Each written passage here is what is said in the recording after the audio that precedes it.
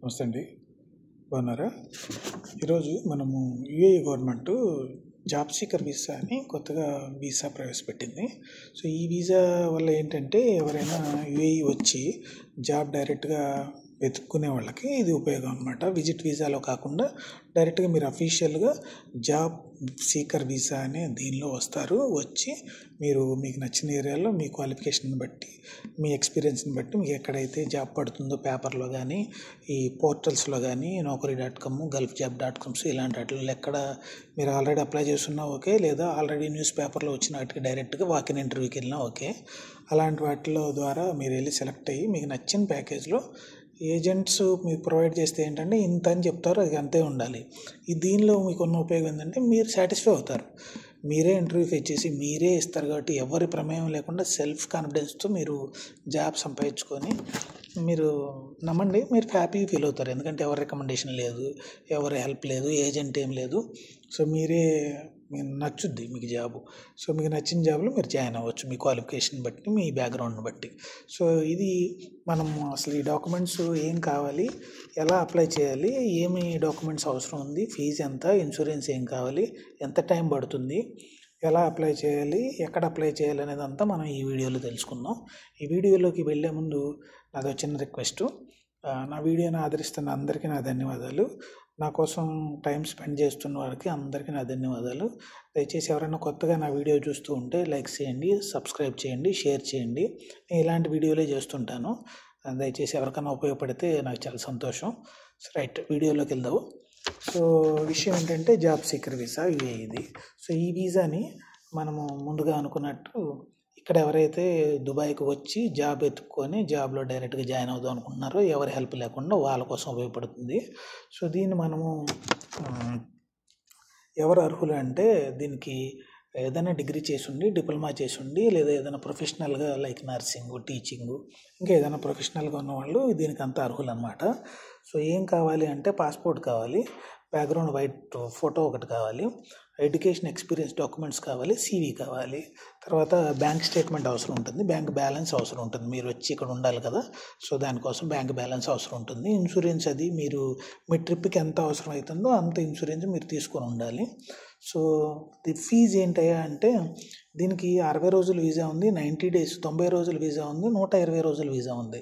So ఈ 3 రకాల వీసాలు ఉన్నాయి. మీకు ఏదైతే ఉపయోగం అనుకుంటారో మీరు అది తీసుకోవచ్చు. 60 రోజులది వచ్చి 200 ఏఈడి అవుతుంది, 90 రోజులది వచ్చి 300, 120 రోజులది వచ్చి 400 ప్లస్ సర్వీస్ ఛార్జ్ అవి ఇవి కలిపి మీకు మొత్తం మీద 555 దరమ్స్ నుంచి 800 దరమ్స్ వరకు ఛార్జ్ చేస్తారు.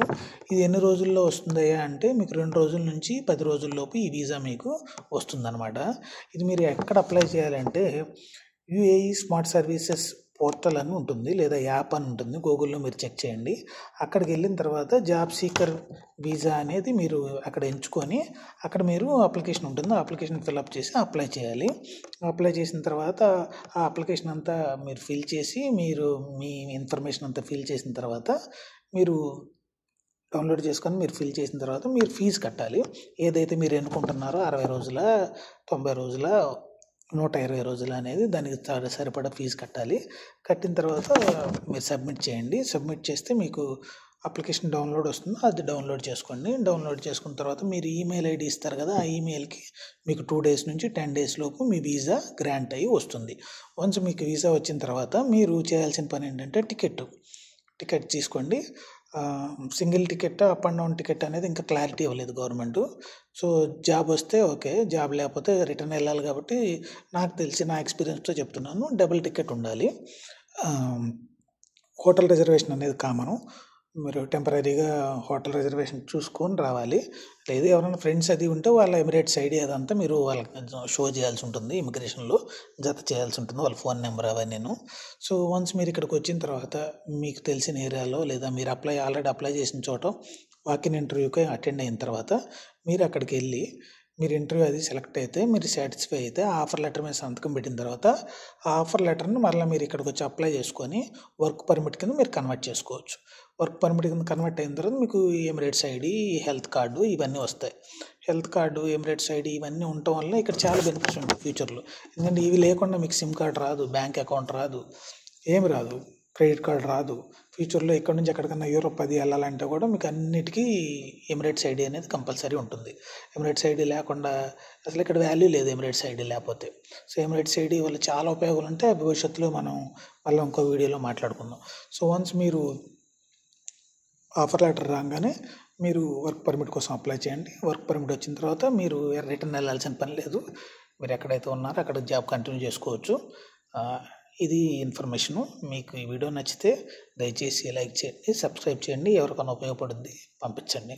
వచ్చి హోటల్స్లో ఉండాలి ఖచ్చితంగా. ఎందుకంటే ఇప్పుడు మారుతున్న పరిస్థితిని బట్టి యూఏఈలో షేరింగ్ రూములలో వీటిలలో ఉంచట్లేదు. గవర్నమెంట్ తనిఖీలు బాగా చేస్తుంది. అందువల్ల దయచేసి ఏదైనా చిన్న హోటల్ అయినా తీసుకోండి.